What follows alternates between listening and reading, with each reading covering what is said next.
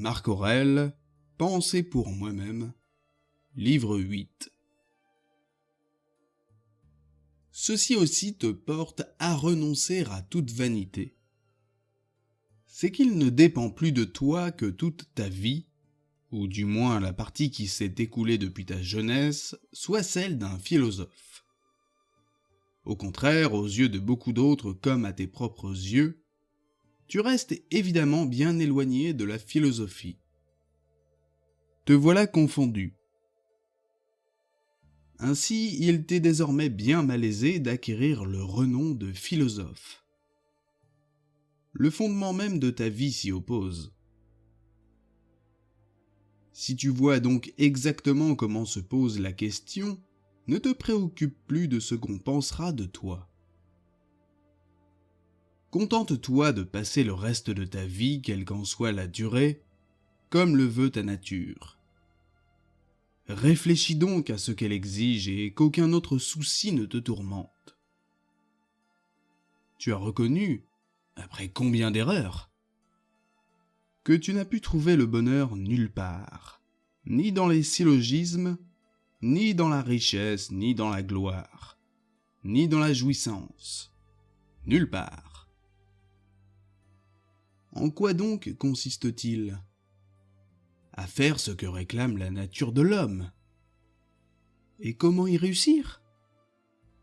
Si l'on possède des principes qui règlent les instincts et les actions. Mais quels principes ? Ceux qui décident du bien et du mal, et d'après lesquels il n'y a de bien pour l'homme que ce qui le rend juste, tempérant, courageux, indépendant. Et rien de mal que ce qui produit en lui les vices opposés.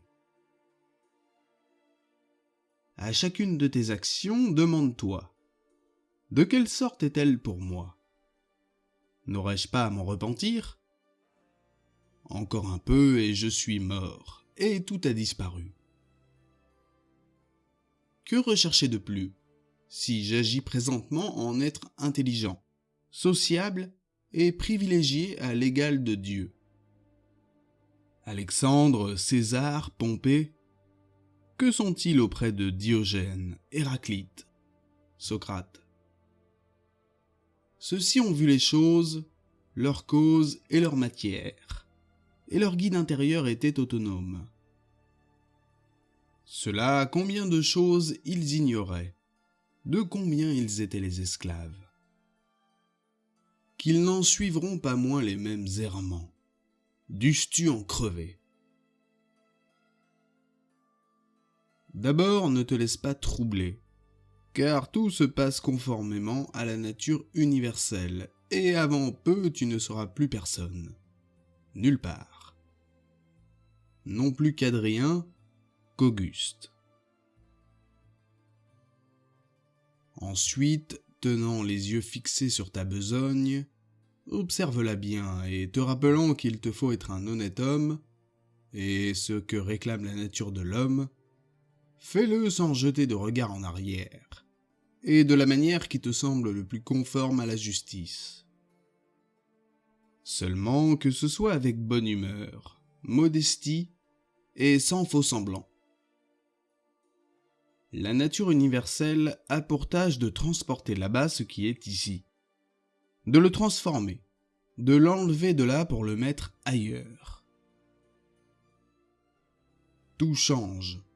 Loin qu'on ait à craindre rien d'insolite, et tout est habituel. Mais aussi les lots distribués sont équivalents. Toute nature borne ses désirs à bien suivre sa voie. La nature raisonnable suit bien sa voie si, dans l'ordre des idées, elle ne donne pas son assentiment à ce qui est faux ou douteux. Si, dans l'ordre des instincts, elle ne se porte qu'aux actions utiles à la communauté, si, dans l'ordre des choses à rechercher ou à éviter, elle ne s'attache qu'à ce qui dépend d'elle, et qu'elle chérisse tout ce qui lui est attribué, par la nature universelle. c'est qu'elle en est une partie, comme la nature de la feuille est une partie de la nature de la plante. Avec cette différence que, dans ce dernier cas, la nature de la feuille est partie d'une nature privée, de sentiments et de raison, et susceptible d'être entravée. Au contraire, la nature de l'homme fait partie d'une nature qui ne connaît pas d'entrave, qui est intelligente et juste aussi, car elle est distribuée équitablement entre les êtres, et en proportion de leur valeur. La durée, la substance, la cause, l'énergie, l'accident. Mais attention, cette équivalence, tu ne la trouveras pas dans tous les cas. Si tu compares d'un lot à l'autre, l'unité à l'unité, il faut comparer globalement le tout donné à l'un à l'ensemble de ce que l'autre a reçu. Tu ne peux pas lire, mais tu peux réfréner tout dérèglement. Tu peux dominer les plaisirs et les douleurs. Tu peux être au-dessus de la gloriole. Ne pas te fâcher contre les gens grossiers et ingrats. Tu peux même leur témoigner de la sollicitude. Que personne ne t'entende plus te plaindre de la vie qu'on mène à la cour, et que tu ne t'entendes plus toi-même t'en plaindre. Le repentir, c'est une sorte de reproche qu'on s'adresse, quand on croit avoir laissé passer quelque chose d'utile. Or, le bien est nécessairement utile, et l'honnête homme doit le rechercher. Jamais, d'autre part, un honnête homme ne saurait se repentir d'avoir laissé passer un plaisir. Donc le plaisir n'est ni une chose utile, ni un bien. Cet objet, quel est-il en soi, dans sa constitution propre? Quelle en est la substance, la matière, la cause formelle? Que fait-il dans le monde? Et pour combien de temps subsiste-t-il? Quand il te fâche d'avoir à te lever, rappelle-toi que ta constitution et la nature humaine te destinent à produire des actions utiles à la société. Au contraire, le sommeil t'est commun avec les êtres privés de raison. Or, ce qui est pour chacun conforme à sa nature est plus proprement fait pour lui et inhérent à lui. Donc, doit lui être aussi plus agréable. Constamment, et autant que possible, à chaque idée, applique la science de la nature, celle des passions et la dialectique. À tout homme que tu rencontres, aussitôt dis-toi d'abord: cet homme, quel principe a-t-il sur les biens et sur les maux? Car si sur le plaisir et la douleur et sur les causes qui produisent l'un et l'autre, sur la gloire et l'obscurité, sur la mort et la vie, il a tel ou tel principe, je ne m'étonnerais ni ne trouverais étrange qu'il fasse telle ou telle action. Et je me souviendrai qu'il est contraint d'agir ainsi. Souviens-toi que, comme on aurait honte de trouver mauvais que le figuier produise des figues, il en doit être de même pour tel et tel fruit que produit le monde, et qu'il est dans sa nature de produire. De même, le médecin et le pilote auraient honte de trouver mauvais que ce malade ait la fièvre, ou qu'il souffle à un vent contraire. Souviens-toi que de changer d'avis, de suivre qui te remet dans le droit chemin, c'est faire tout aussi bien acte de liberté. Car cette activité est la tienne, puisqu'elle se développe jusqu'au bout, selon un premier mouvement et un jugement qui sont tiens, donc aussi selon une intelligence qui est tienne. Si cela dépend de toi, pourquoi le fais-tu? Si cela dépend d'un autre, à qui t'en prends-tu? Aux atomes ou aux dieux? Dans les deux cas, c'est folie. Il ne faut s'en prendre à personne. Si tu en es incapable, redresse du moins son action. Si tu es même incapable de cela, à quoi encore te sert-il de te plaindre? Ne rien faire au hasard. Ce qui est mort ne tombe pas hors de l'univers. S'il y reste, c'est donc qu'il se transforme et s'y dissout en ses éléments propres, qui sont ceux du monde et les tiens. Et ces éléments se transforment à leur tour, et ils ne murmurent pas. Chaque être a sa destination, comme le cheval, la vigne. Cela t'étonne? Le soleil lui aussi, dira-t-il, est fait pour une fonction, ainsi que les autres dieux. Et toi donc, pourquoi es-tu créé? Pour jouir? Vois si cette pensée est soutenable. Les vues de la nature portent dans tous les cas non moins sur la fin des choses que sur leur commencement ou le cours de leur existence. De même du joueur qui lance la balle. Quel bien est-ce donc pour la balle de monter? Quel mal de redescendre ou d'être retombée à terre? Quel bien est-ce pour la bulle d'eau de s'être formée? Quel mal d'avoir crevé? Même réflexion à propos d'une lampe. Retourne-le et contemple quel il est, et quel il devient par l'effet de la vieillesse, de la maladie, de la débauche. Éphémère celui qui loue et celui qui est loué, celui qui rappelle un souvenir et celui dont on rappelle ce souvenir. En outre, cela se passe dans un petit coin de cette partie du monde. Et même là, tous ne parviennent pas à s'accorder. Et même personne ne s'accorde avec soi-même. Et toute la terre n'est qu'un point. Fais attention à l'objet considéré, ou à l'activité en cours, ou au principe, à appliquer ou au sens des mots. Tu l'as mérité. Tu préfères attendre à demain pour devenir un honnête homme, au lieu de l'être dès aujourd'hui. Si je fais quelque chose, je le fais en le rapportant au bien des hommes. S'il m'arrive quelque chose, je l'accepte en le rapportant au Dieu et à la source commune, d'où dérivent en s'enchevêtrant tous les événements. Tel que te paraît le bain que tu prends, de l'huile, de la sueur, de la crasse, une eau trouble, toutes sortes de saletés, telle est toute la partie de la vie, tel est tout objet donné.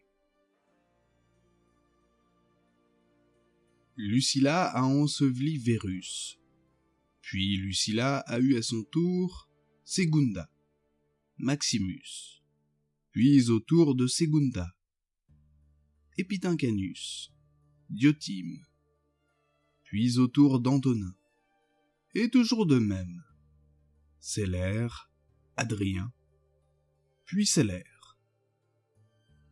Et ces génies pénétrants, soit habiles à prévoir l'avenir, soit bouffis d'orgueil, où sont-ils? Par exemple, comme génie pénétrant, Charax, Démétrius le platonicien, Eudémone et leurs pareils. Tout cela éphémère, mort depuis longtemps. De plusieurs, on n'a même pas parlé pendant un peu de temps. D'autres sont passés en légende, ou déjà même sont tombés des légendes dans l'oubli complet. Souviens-toi donc qu'il faudra ou que ton agrégat se disperse, ou que ton souffle s'éteigne, ou qu'il émigre pour trouver place ailleurs. La joie de l'homme, c'est de faire les tâches propres de l'homme.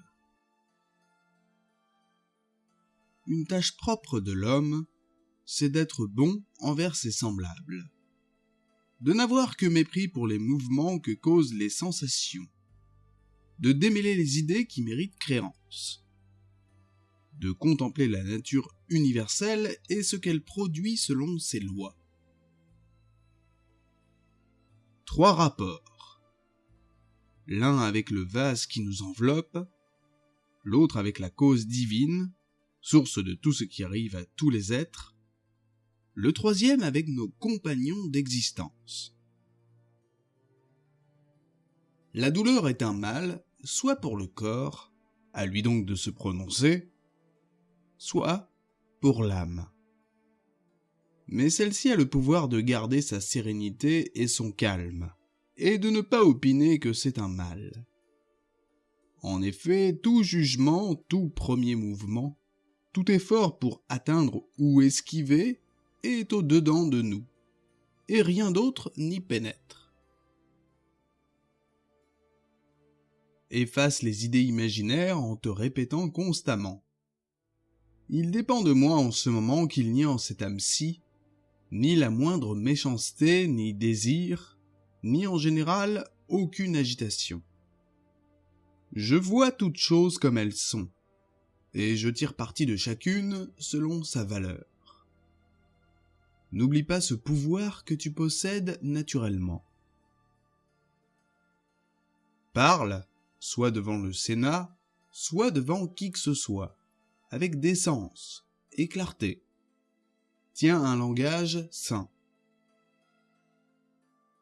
La cour d'Auguste, sa femme, sa fille, ses descendants, ses ascendants, sa sœur, Agrippa, ses alliés, ses familiers, ses amis, Aréus, Mécène, ses médecins, ses sacrificateurs, toute cette cour est morte. Passe ensuite aux autres.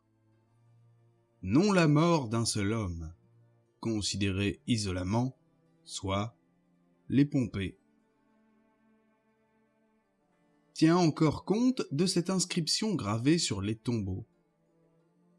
Dernier survivant de sa famille. Que de tracas s'étaient donnés leurs ancêtres afin de laisser un héritier.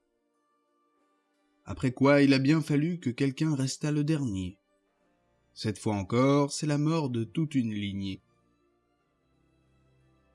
Il faut composer ta vie action par action. Et si chacune d'elles atteint sa fin propre, autant que possible, te déclarer satisfait. De faire qu'elle atteigne sa fin propre, personne ne peut t'en empêcher. Mais un obstacle du dehors me barrera la route.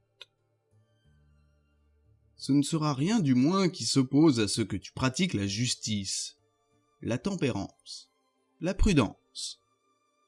Mais peut-être une autre forme de mon activité s'en trouvera empêchée.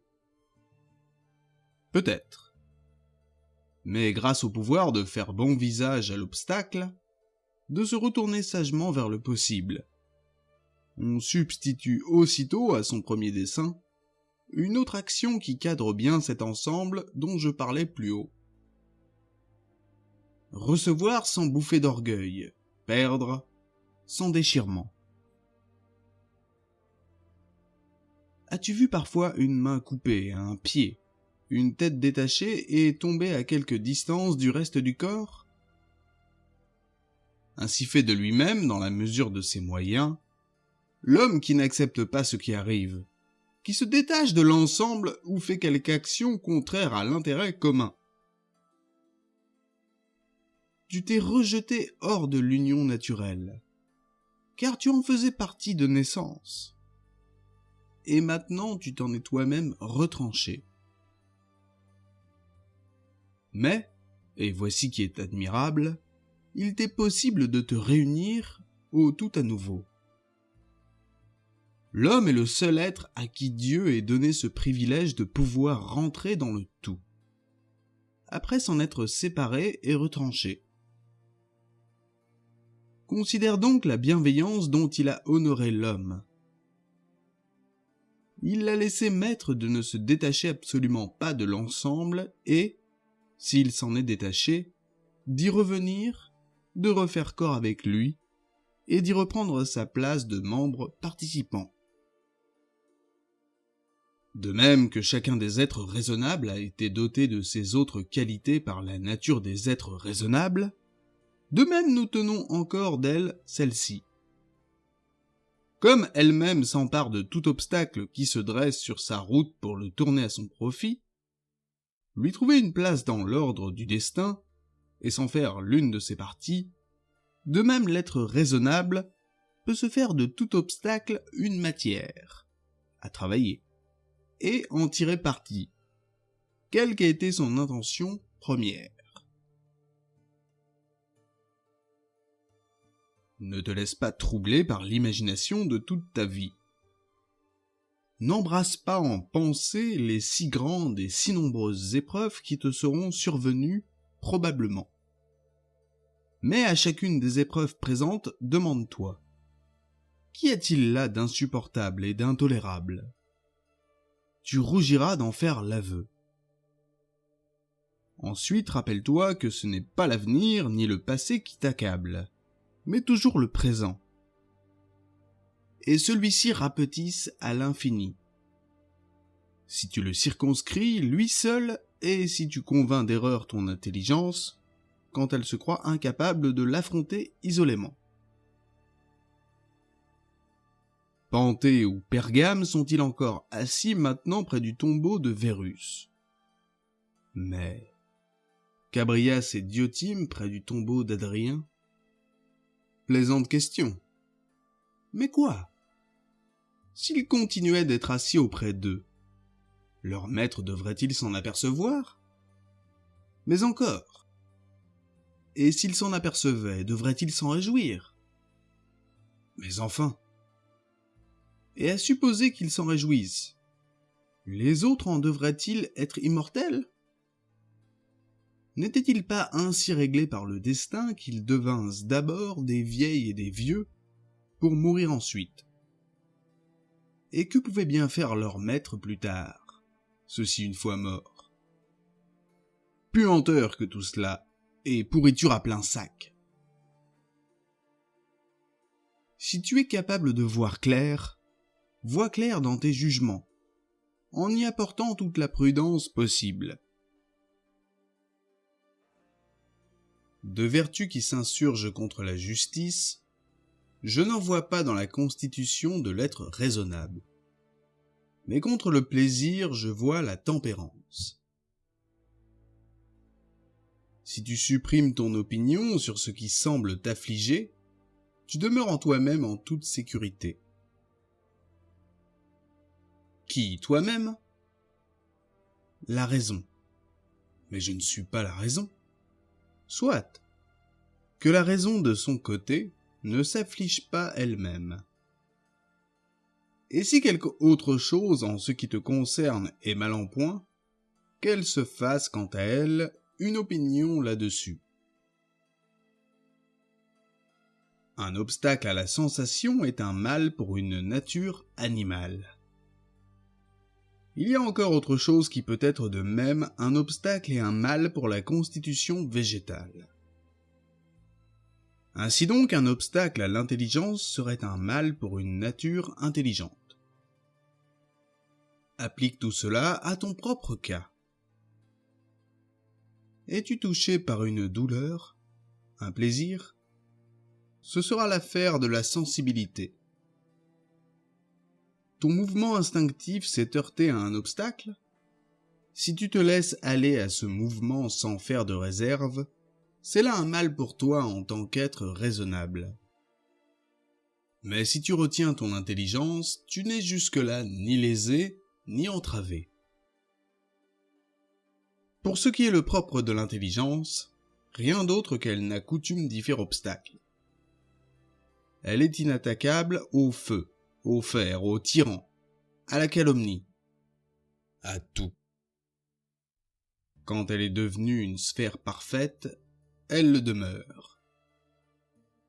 Je ne mérite pas que je me fasse de la peine à moi-même, n'en ayant jamais fait à autrui volontairement.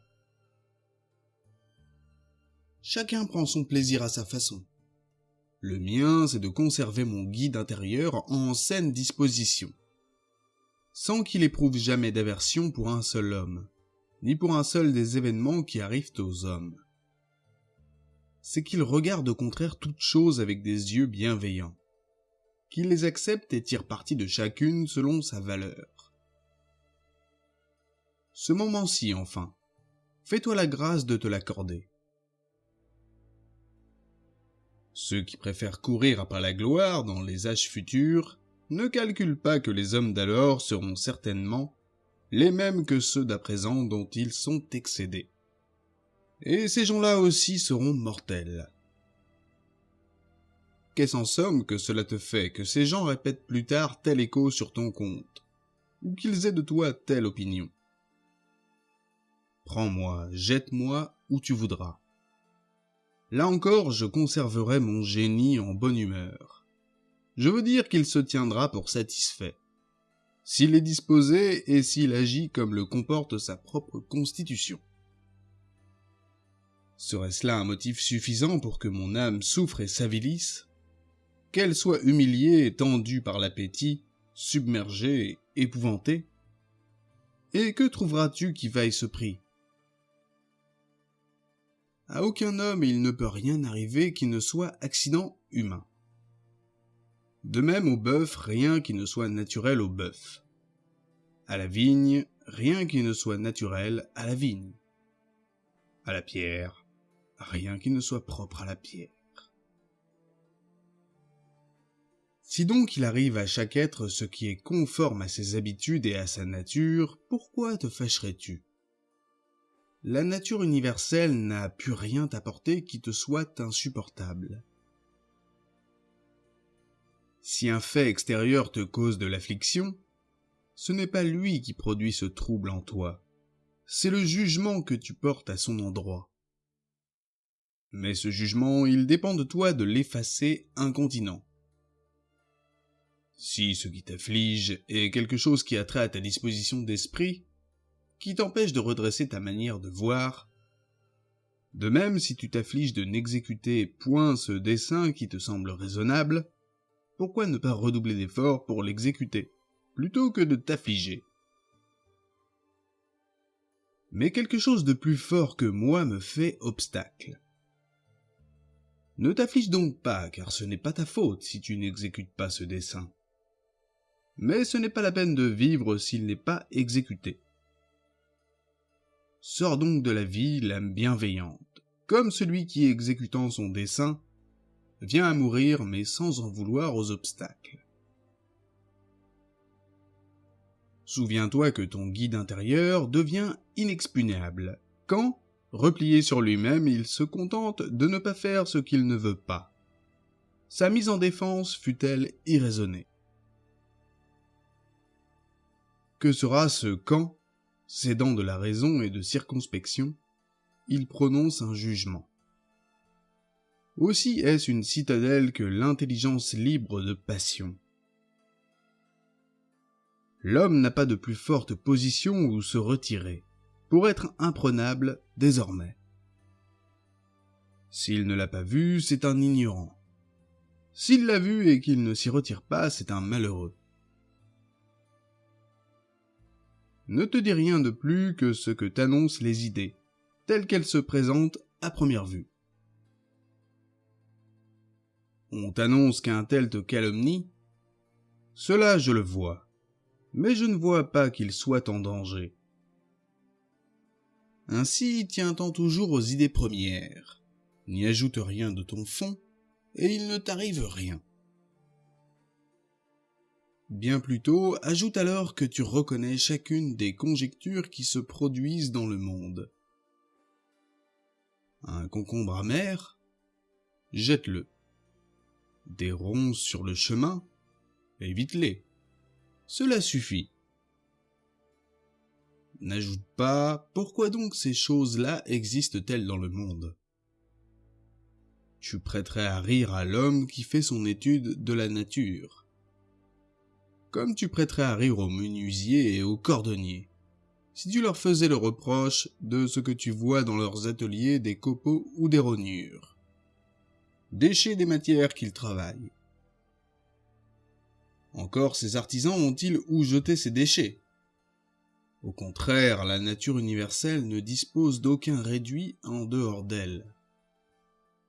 Mais la merveille de son industrie, c'est que, s'étant tracée elle-même ses limites, tout ce qui en elle semble se gâter, vieillir, devenir inutile, elle le fait rentrer en elle-même en le transformant.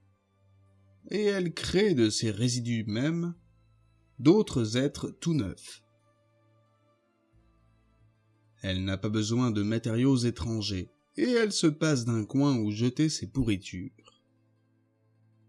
Elle se contente donc de la place qui est la sienne, des matériaux qui sont les siens et de l'industrie qui lui est propre. Ne traîne pas dans tes actions, ne brouille pas tous les sujets dans tes entretiens, ne t'égare pas dans tes imaginations. Que ton âme, en un mot, ne se replie pas sur elle-même, ni ne se disperse au dehors, et que les tracas n'absorbent pas ta vie. On t'assassine, on te dépaisse, on te poursuit sous les malédictions. En quoi ton intelligence en est-elle gênée pour demeurer pure, sage, tempérante, juste? C'est comme si un passant arrêté auprès d'une source limpide et savoureuse l'injuriait. Elle n'en cesserait pas de couler et toujours bonne à boire. On y jette de la boue, du fumier. Elle les aura vite dilués et entraînés, et n'en restera pas souillée. Comment donc posséder en toi une source intarissable? Fais-toi croître à toute heure en indépendance, mais accompagné de bienveillance, de sincérité, de modestie. Qui ne sait ce qu'est le monde ne sait où il se trouve lui-même. Qui ne sait pourquoi il est fait ne sait pas non plus qui il est, ni ce qu'est le monde. L'homme qui a négligé une seule de ces questions ne saurait même dire quelle est sa fonction naturelle. Sous quel aspect apparaît donc l'homme qui fait cas du bruit que mènent, pour l'applaudir ou le huer, des gens qui ne savent ni où ils sont ni ce qu'ils sont? Tu veux être loué d'un homme qui 3 fois par heure se maudit lui-même? Tu veux plaire à un homme qui ne se plaît pas à lui-même? Peut-il se plaire à lui-même, celui qui se repent? Peu s'en faut de tout ce qu'il fait. Ne plus se borner à respirer ta part de l'air environnant, mais participer désormais à la sagesse de l'intelligence qui embrasse toute chose.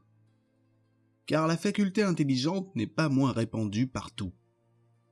Ne s'insinue pas moins en tout être capable de s'en pénétrer que l'air en l'être capable de le respirer. D'une manière générale, le vice ne nuit en rien à l'univers. Dans les cas particuliers, il ne nuit à personne autre qu'à celui-là seul dont c'est le privilège de pouvoir s'en débarrasser à volonté. À mon libre arbitre, le libre arbitre du voisin est aussi indifférent que me sont indifférents son souffle et sa chair. En effet, si nous avons été faits aussi pleinement que possible les uns pour les autres, le guide intérieur de chacun de nous possède toutefois, en propre, son indépendance. Autrement, la méchanceté du prochain eût dû être un mal pour moi. Mais Dieu n'en a pas décidé ainsi, ne voulant pas qu'un autre fût maître de causer mon malheur. La lumière du soleil semble s'écouler, et assurément elle coule en tous sens, mais sans s'épuiser, car cet écoulement est extension. C'est pourquoi ces flots de lumière s'appellent des rayons, parce qu'ils s'étendent. Qu'est-ce qu'un rayon? Tu peux le voir si tu observes la lumière émise par le soleil, quand elle pénètre par une étroite ouverture dans une chambre où l'on a fait l'obscurité. Elle darde en ligne droite et s'appuie pour ainsi dire sur le premier solide rencontré, qui l'empêche de pousser dans l'air d'au-delà. Là, elle s'arrête sans glisser ni tomber. C'est ainsi que l'intelligence doit couler et se répandre, pas du tout par épuisement, mais par extension. Il faut qu'elle ne vienne pas heurter violemment et avec fracas les obstacles qu'elle rencontre. Encore moins qu'elle rebondisse au loin, mais qu'elle s'y pose et qu'elle éclaire l'objet qui la reçoit. Celui qui ne la recueillerait point se priverait lui-même de la lumière.